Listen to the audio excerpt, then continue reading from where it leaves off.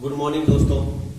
तो दोस्तों आज सीखेंगे हम इकाई अंक निकालना, यानी ठीक है ना, इकाई के स्थान पर हमारा कौन सा अंक आएगा। नेक्स्ट वीडियो में हमने पीछे वीडियो में पढ़ लिया था सिंपल इकाई का अंक निकालना। मान के लो जैसे कोई भी संख्या है 51 और अगर हमें इस 51 में 13 की गुणा करें तो इकाई का अंक क्या आएगा।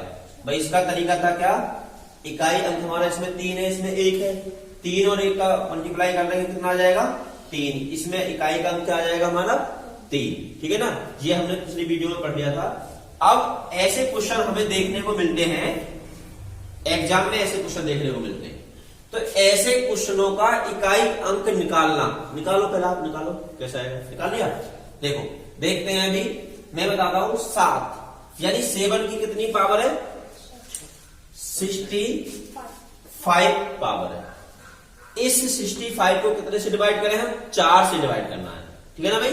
4 से डिवाइड करना है तो कितना आया 4 एकम 4, कितना बचा हमारा 2, 4 6 कितना शेष बचा 1।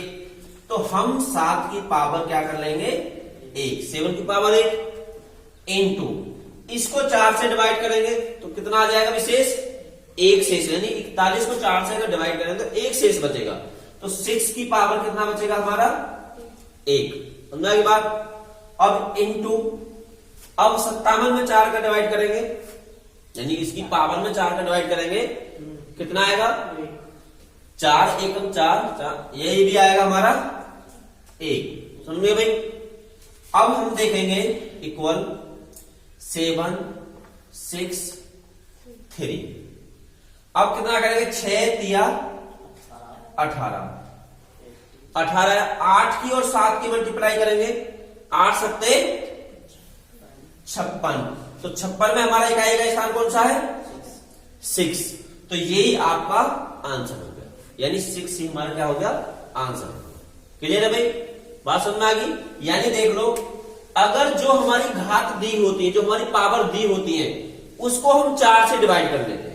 कितने से 4 से। जो भी मतलब बचता है, रिमाइंडर बचता है, उसको उसकी पावर कर लेते हैं।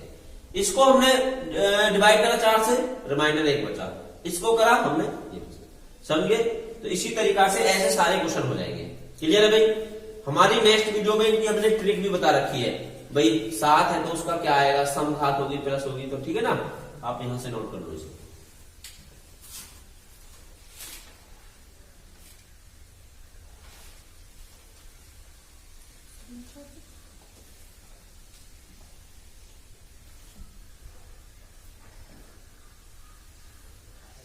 कर लिया भी नोट।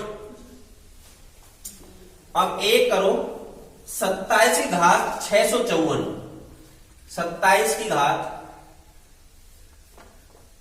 654 पावर। तो इसका इकाई अंक क्या होगा हमारा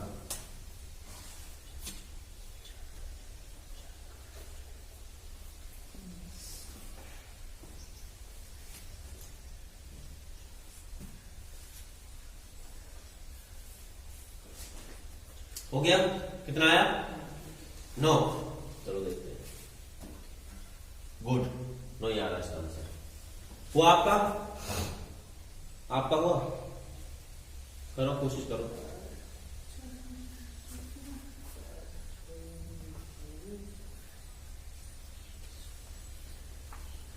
कोशिश करो, यहां देख लेते, इतना टाइम नहीं होता हमारे पास। इतना कितना आ गया 9 आ गया, गुड। देखो इतना हमारे पास टाइम नहीं होता। अब देखते हैं हम भाई हमारे पास कौन सी संख्या है, इसकी पावर क्या है 654। हम इस 654 को किससे डिवाइड करेंगे 4 से डिवाइड करेंगे।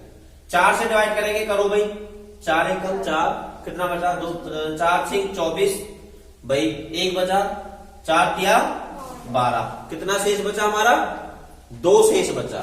तो भाई हम 27 की घात हम कितना कर लेंगे 2, ठीक है ना। अब भाई इस 7 को, ये 7 इंटू 7 भाई 7 की पावर 2, तो हम 7 की 2 बार गुणा करेंगे कितना आ जाएगा 49।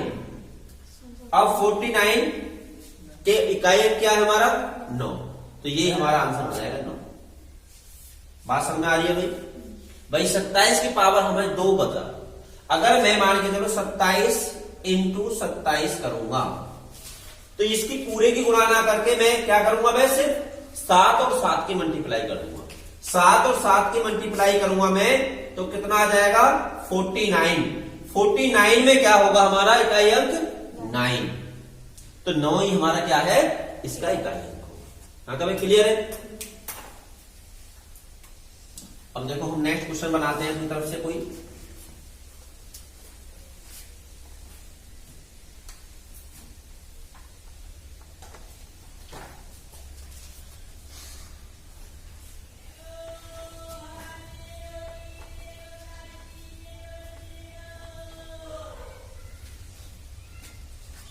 ये करो, इसका इकाई अंक निकालो।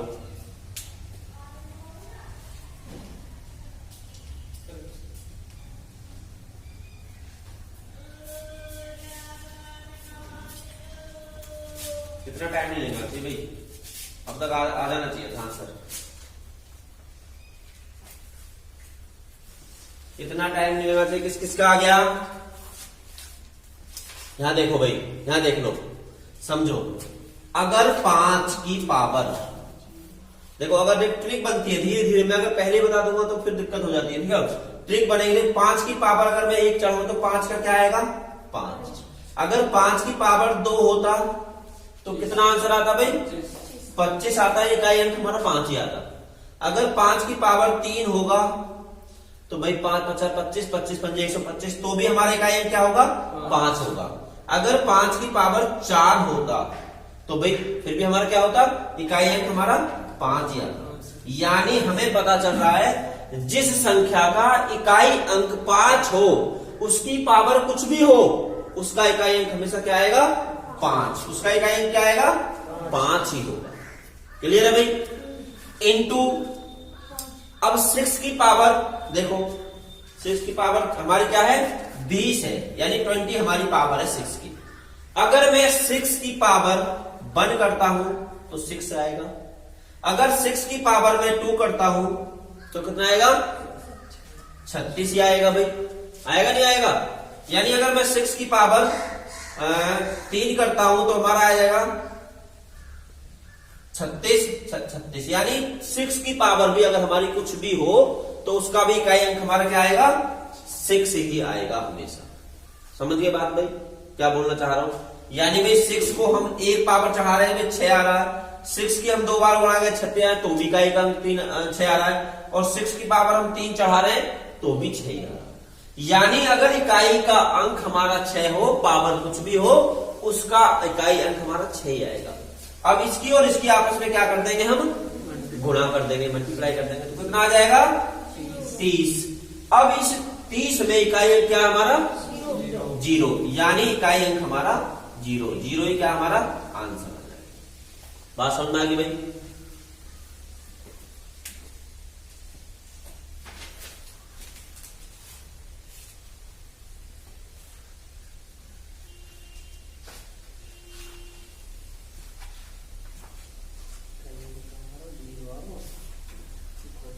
समझ में आ गई भाई, इकाई अंक क्लियर हो गए, इकाई अंक क्लियर है।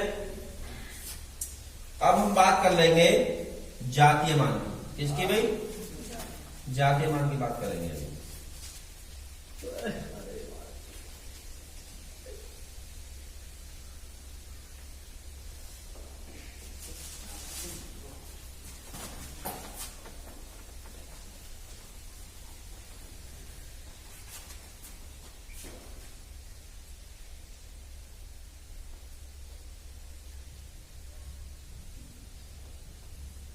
एक जातीय मान होता है, एक स्थानीय मान होता है।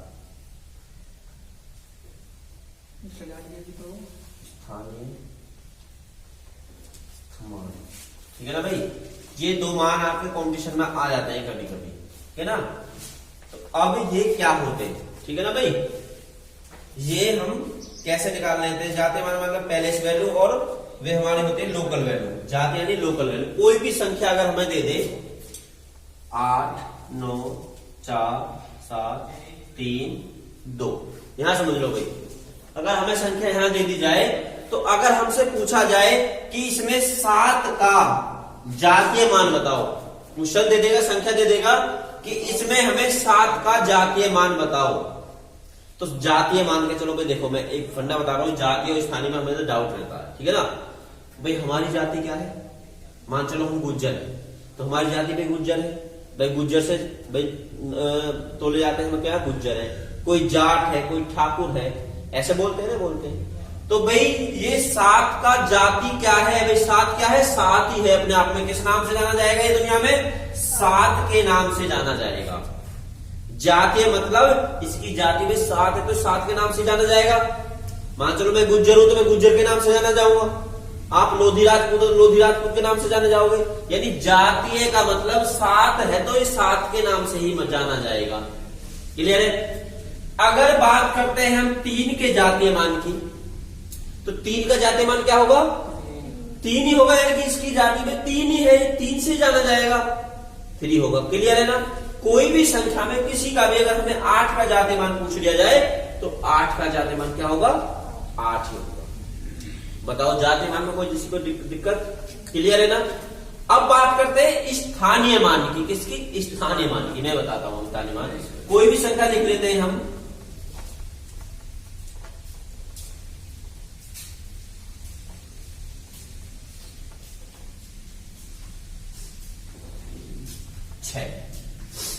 अब इसमें हमें क्वेश्चन आ जाता है कि इसमें 1 का स्थानीय मान बताओ, कि 1 का स्थानीय मान बताओ। स्थानीय मान क्या होगा, ये क्वेश्चन आ जाएगा। तो स्थानीय मतलब भाई जैसे मेरी ये रो लगी हुई है, तो स्थानीय मतलब आप कौन से स्थान पर बैठे हो भाई, दूसरे स्थान पर बैठे हैं या तीसरे स्थान पर बैठे हैं या हम चौथे स्थान पर बैठे हैं। क्लियर है बात। तो यानी कि ये किस स्थान पर बैठा है, एक किस स्थान पर बैठा है, इकाई ढाई, यानी ये सैकड़े के स्थान पर बैठा, एक ढाई के स्थान पर बैठा है। तो मैं 1 लिखूंगा और 1 के बाद कितने अंक हैं हमारे, 1 अंक है तो हम 0 लगा देंगे। तो 1 का स्थानीय मान क्या हो जाएगा हमारा, 10। अगर मुझसे 6 का स्थानीय मान पूछ लिया जाए तो 6 ही होगा, क्योंकि उसके आगे कोई संख्या नहीं है तो 0 नहीं लगाएंगे। अगर मुझसे 3 का स्थानीय मान पूछ लिया जाए तो 3, 1, 2, 3 हम कितने 0 लगा देंगे, 3। यानी इकाई, ढाई, सैकड़ा, हजार, इकाई, ढाई, सैकड़ा, हजार, यानी 3 का स्थानीय मान हमारा कितना हो गया, 3। अगर मुझसे 5 का स्थानीय मान पूछ लिया जाए तो कितना होगा भाई, 5, 1, 2, 3, 4, 5 0 हम लगा देंगे। कितनी 0 लगा देंगे, 5 0 लगा देंगे। 5 का हमारा स्थानीय मान निकल जाएगा। यहां तक भाई किसी को कोई डाउट, क्लियर है। अब मैं आपको यहां से बता दूं वह कौन सी संख्या है, वह कौन सी संख्या है जिसका स्थानीय और जातीय मान हमेशा समान होगा। बताओ वह कौन सी संख्या है जिसका स्थानीय और जातीय मान हमेशा समान होता है। 0 एक ऐसी संख्या है जिसका स्थानीय और जातीय मान हमेशा दोनों इक्वल होंगे, समान होंगे। जैसे मैं कोई संख्या ले लूं, ये संख्या है, अगर मैं इसमें 0 का जातीय मान पूछूं तो भाई 0 आएगा। अगर मैं इसमें 0 का स्थानीय मान पूछूं तो कितना आएगा, 0, 1, 2, यानी इंटू 2 0 बराबर कितना आ जाएगा, 0। यानी 0 एक ऐसी संख्या है जिसका स्थानीय और जातीय दोनों मान हमेशा इक्वल रहेंगे। क्लियर है भाई। और दूसरी बात, किसी भी संख्या का इकाई का अंक, किसी भी संख्या का इकाई का अंक और दूसरी संख्या में भी इकाई का अंक, दोनों का स्थानीय और जातीय मान समान होते हैं। जैसे मैं कोई भी संख्या लिख दूं यहां 5441 लिख दिया। अब मैं इसमें बोलूं 1 का यानी जातीय मान, तो हमारा 1 ही होगा। 1 का स्थानीय मान 1 ही होगा, यानी संख्या का इकाई अंक उसमें जातीय और स्थानीय मान दोनों इक्वल होते हैं। समझ गए भाई? यानी कोई भी संख्या, हमारे इकाई अंक का कोई भी संख्या है, इकाई अंक, उसका जातीय और स्थानीय मान हमेशा इक्वल होते हैं। ये बात समझ में आ गई भाई? ये जातीय और स्थानीय मान यहां तक आपके क्लियर हो गए? रफ कर दे भाई, नोट कर लो, मेरी तरफ से करना चाहते हैं।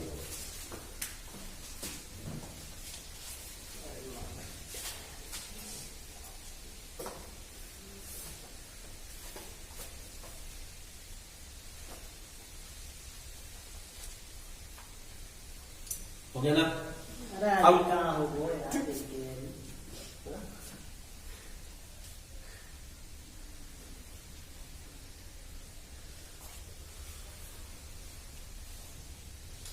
भाई नेक्स्ट क्वेश्चन लिखो।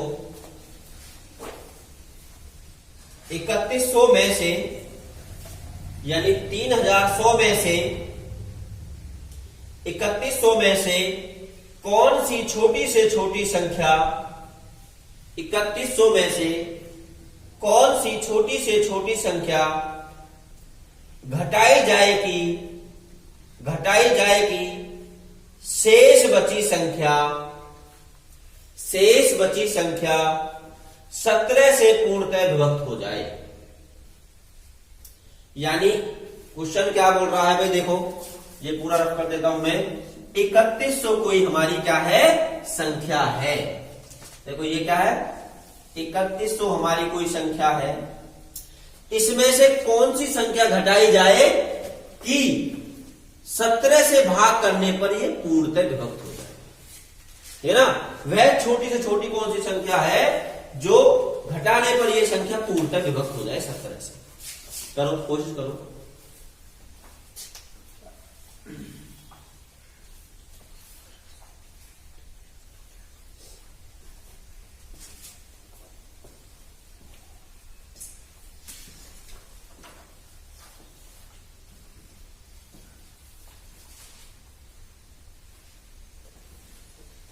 कैसे पढ़ रहा है? पढ़ कुछ करा था?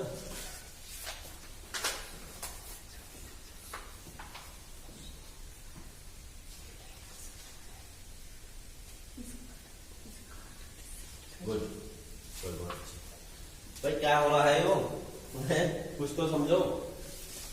हाँ भाई, देखो मैं बता रहा हूं भाई, इसका कहने का मतलब क्या है?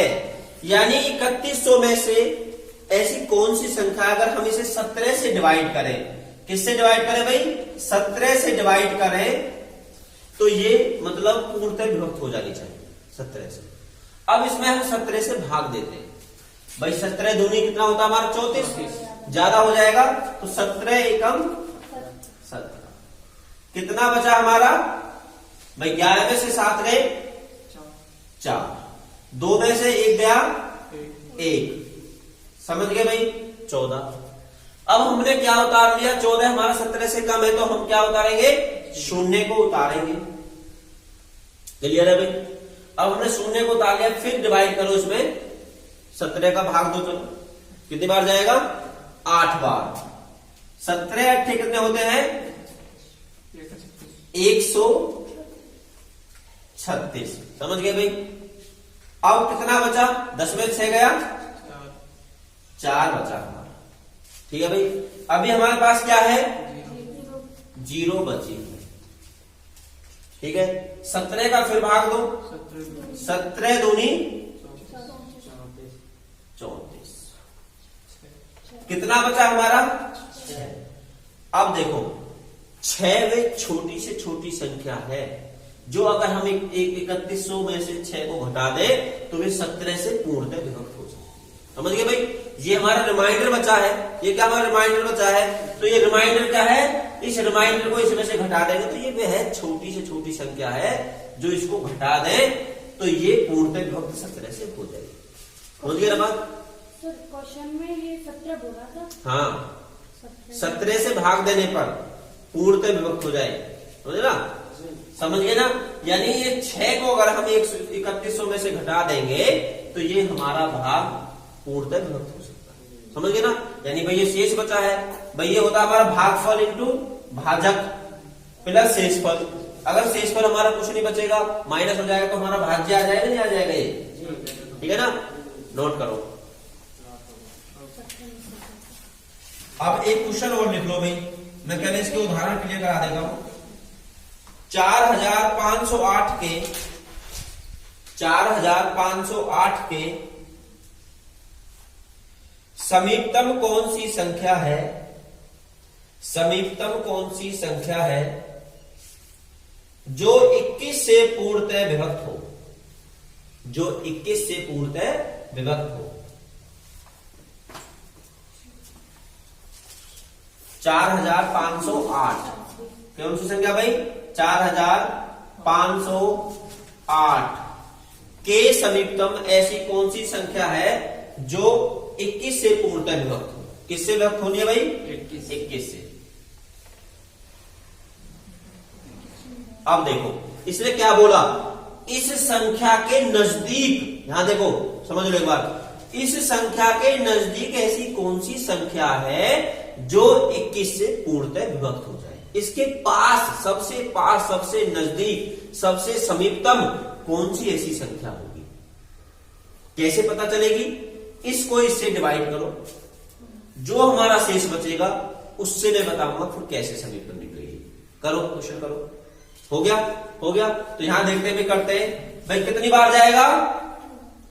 21 दूनी यानी 42। कितना रिमाइंडर बचा अभी हमारा? 3। हमने उतार लिया, कितनी बार गया? कितना बचा हमारा? कितना उतार लिया हमने? 8। कितनी बार जाएगा? 21 चौक 84। ठीक है, कितना रिमाइंडर बचा? ये कितना बचा? 1। यानी हमारा रिमाइंडर बचा, हमारा शेषफल बचा, शेषफल हमारा 14 बचा। कितना बचा? 14। अब दोस्त, तो हमारा भाजक क्या था? भाजक हमारा 17 था। ठीक है, सॉरी 21 था। हमारा भाजक कितना था? 21 था। क्लियर है? अब ये 21 का आधा करो, 21 का आधा 10.5 होते हैं ना। ठीक है, 10.5 होते हैं।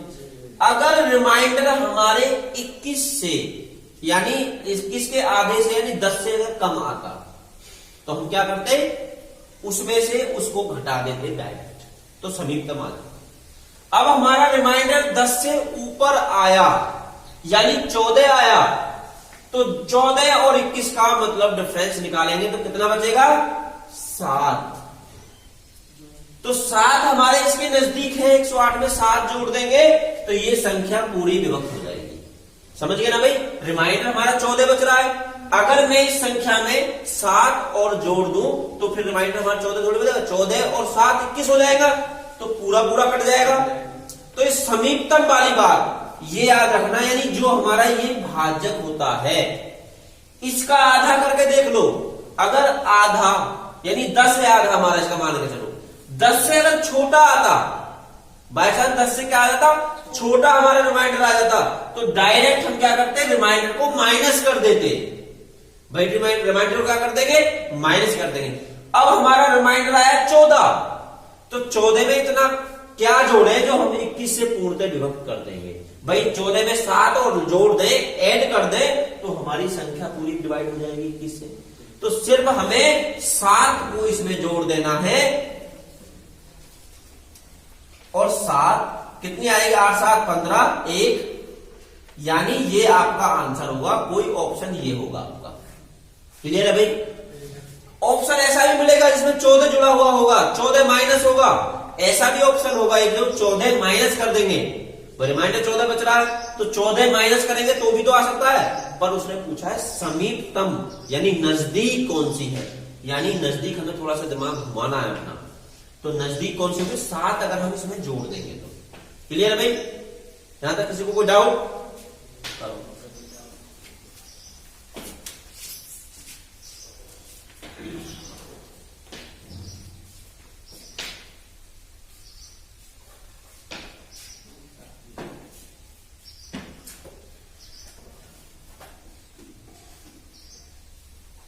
कर दे मेरा भाई। मेरे पास एक क्या है, आर.एस. अग्रवाल की बुक है, मैं इसमें से क्वेश्चन करा रहा हूं। ठीक है ना? अब इसका जो पहला क्वेश्चन है पहला क्वेश्चन है, इसको देख लेते हैं हम, ठीक है ना। जो इसमें टफ क्वेश्चन है, बहुत सिंपल क्वेश्चन है, नॉर्मल क्वेश्चन है। जो इसमें टफ क्वेश्चन है मैं आपको मैं कराऊंगा। इसमें एक क्वेश्चन है हमारा,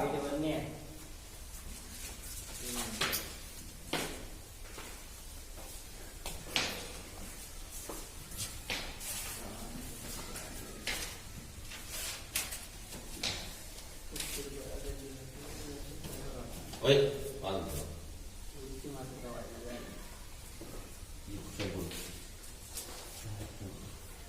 पहला क्वेश्चन बोलना क्या है हमारा, बुक का कितना 16 इंटू 12 माइनस 672 डिवाइड 21, हाँ जी, इक्वल टू मतलब क्या आएगा। ये पहला क्वेश्चन है हमारी बुक का।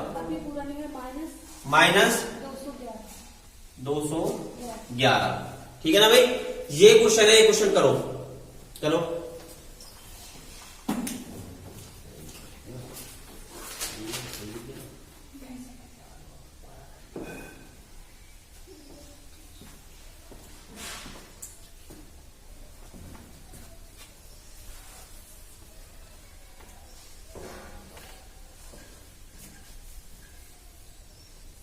देखो भी मैं करा देता हूं। इसमें लगते हैं ऐसे क्वेश्चन में बोडोमास नियम, ठीक है ना।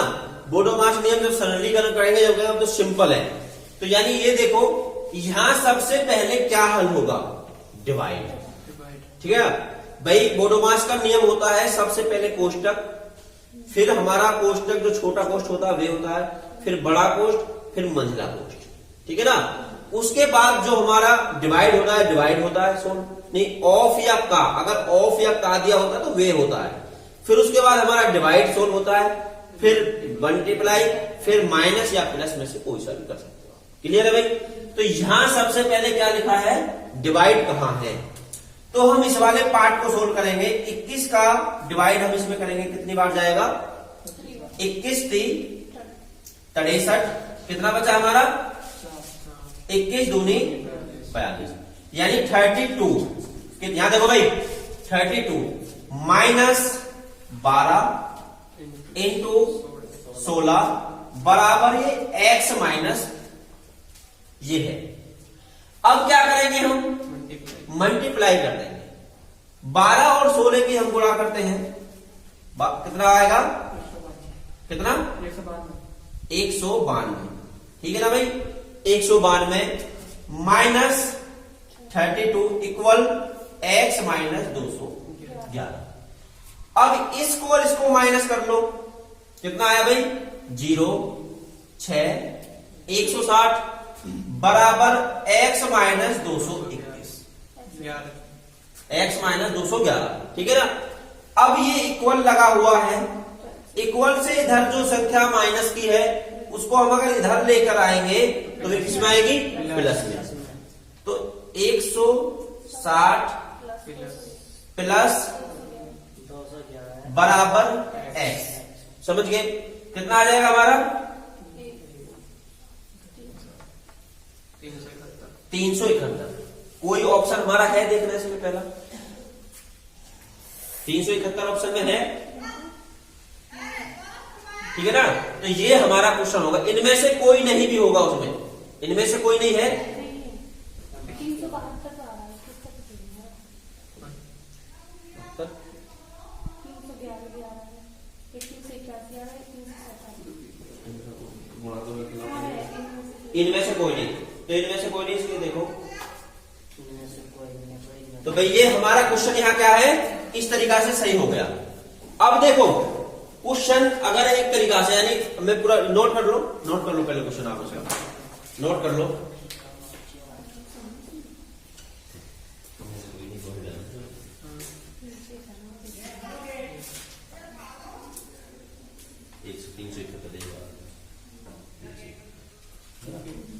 इनमें से कोई नहीं है, ऐसे ही ऑप्शन मिलते हैं। नोट कर लो भाई। अब देखो भाई, नोट कर लिया।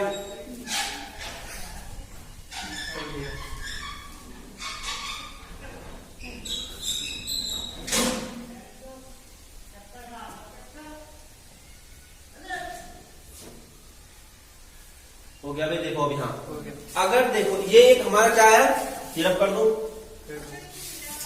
इस बराबर का क्या मतलब होता है, अगर मैं इक्वल में कितना आया हमारा भाई 371 माइनस 211, क्या आ जाएगा हमारा 0 6 1 यानी 160। यानी इसकी वैल्यू और इसकी वैल्यू बराबर है, यानी ये 160 आ रहा है तो ये भी हमारा 160 ही होगा, ये कंफर्म है, समझिए ना। ये भी हमारा कितना होगा 160 होगा। देखो 32 आ गया माइनस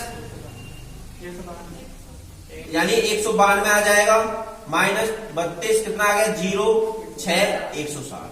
यानी बराबर जो होती है हमारी, जो बराबर होता है उसकी ये और ये RHS और LHS साइड, ये दोनों साइड बराबर होती है, इक्वल होती है, इसका मतलब ये होता है। समझ आ गई बात भाई, क्लियर है ना। क्लियर कर दें। अब इसमें नेक्स्ट क्वेश्चन देखो, इसमें भाई नेक्स्ट क्वेश्चन सब सिंपल क्वेश्चन है, देखो बाकी सब सिंपल क्वेश्चन है। अगर कोई क्वेश्चन नहीं होगा तो मुझसे नेक्स्ट पूछना आप आकर के, ठीक है ना भाई। चौथा क्वेश्चन बताओ, चौथा क्वेश्चन बोल देना परसेंटेज का। अब इसका हम चौथा क्वेश्चन देख लेते हैं भाई। कौन सा क्वेश्चन, चौथा क्वेश्चन देख लेते हैं। जो हार्ड क्वेश्चन है मैं वही करा रहा हूं इसका। चौथा क्वेश्चन देख लेते हैं, बोलो 3842 का 1/2 प्लस क्वेश्चन मार्क का 50% 15% इज इक्वल टू 2449। ठीक है ना भाई। ये क्वेश्चन क्या करो, देखो चलो आप लोग करो, नहीं मैं करके बता रहा हूं डायरेक्ट। देखो भाई सबसे पहले हमारा क्या होगा, का सोल्व होगा यानी ऑफ सोल्व होगा, ठीक है ना। तो इसमें का जहां जहां आ रहा है हम उसको सोल्व कर लेते हैं। तो हमारा का यहां आ रहा है, तो देखो 3 8 4 2 का मतलब गुणा 1/2, ठीक है भाई, प्लस x, भाई इसका मैंने x मान लू, मैं मान लू का इंटू गुणा यानी 15/100 कर लेते हैं, ठीक है ना। यानी कोई संख्या अगर परसेंटेज में लिखी हुई है तो परसेंटेज का मतलब ही होता है 1/100, ठीक है भाई। इसका मतलब ही क्या होता है 1/100, समझ गए। अब इक्वल में क्या है हमारा,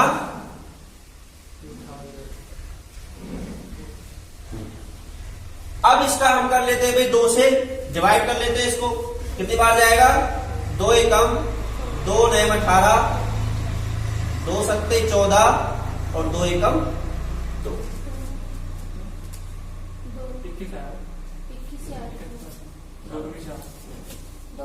पूरा कट जाएगा ना, तो फिर 2 2 ठीक है भाई। देखो 1 9 4 1 मिनट 2 से डिवाइड करते हैं, 2 एकम 2, कितना बचा हमारा, कितना बचा 9, 2 9 18।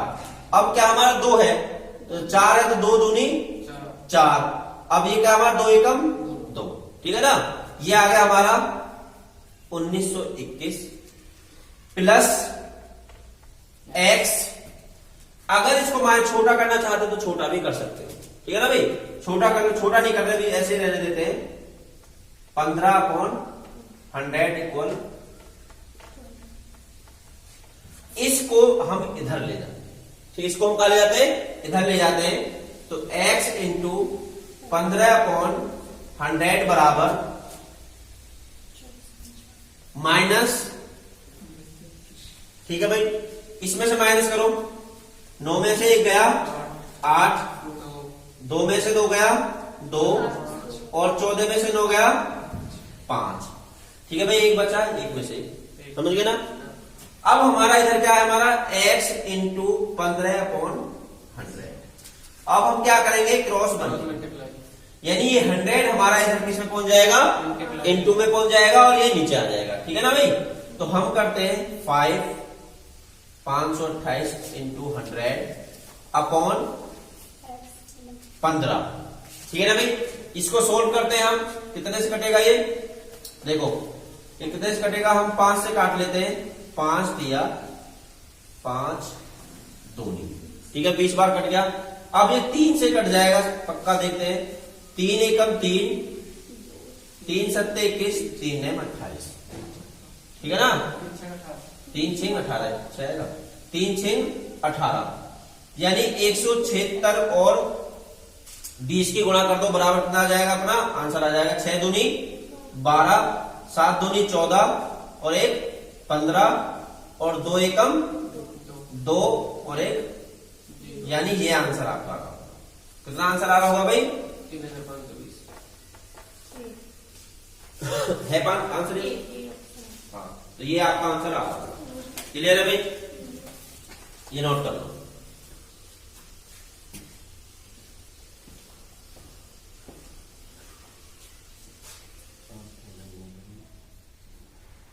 इसको सुन ली बोल रहा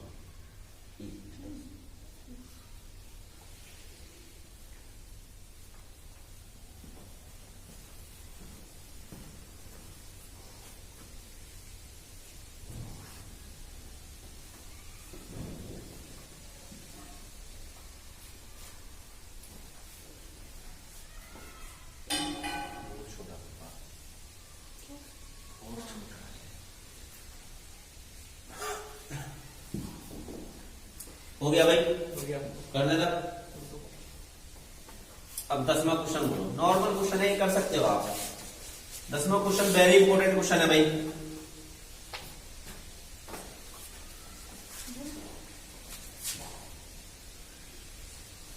बोलो है, question mark under root question mark, छोटा सा अंडर रूट, यानी मैं x मान लेता हूं, अंडर रूट को x मान लेता हूं, -1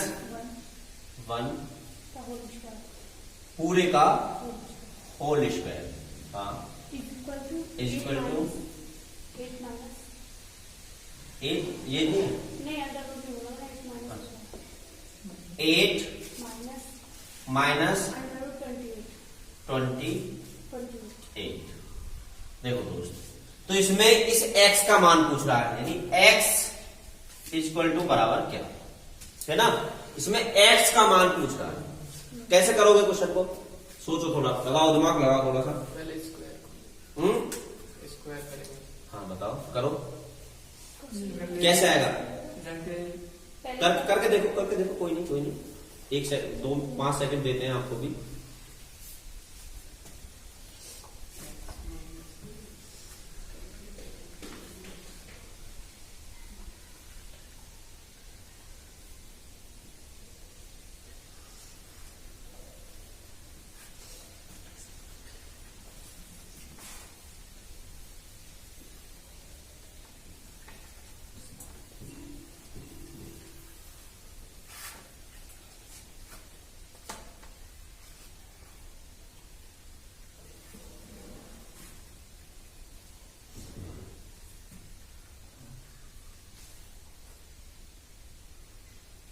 आया कुछ, 3 रूट, गलत आंसर। देखो यहां देख लो, अभी आपको देखो, अब हम क्या करेंगे भाई, इसके ऊपर हमारा क्या है, स्क्वायर है। क्वेश्चन यही है ना भाई, क्वेश्चन यही है ना। अब हम करेंगे x माइनस 1 इक्वल, अगर हमारी ये स्क्वायर इधर इक्वल से इधर स्क्वायर में होता है, तो दूसरी साइड में किसमें चला जाता है, रूट में चला जाता है। किसमें चला जाता है, रूट में चला जाता है। तो इसको हम ऐसे लिख सकते हैं 8 माइनस 20। समझ गए ना भाई, यानी ये हम लिख सकते हैं। अब ये देखो, अगर हम लिख दें दोनों तरफ का वर्ग करने पर, भाई दोनों तरफ का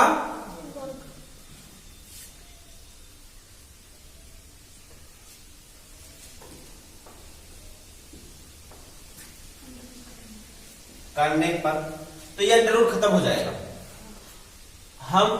ये अंडर रूट खत्म हो जाएगा, क्लियर सी बात है।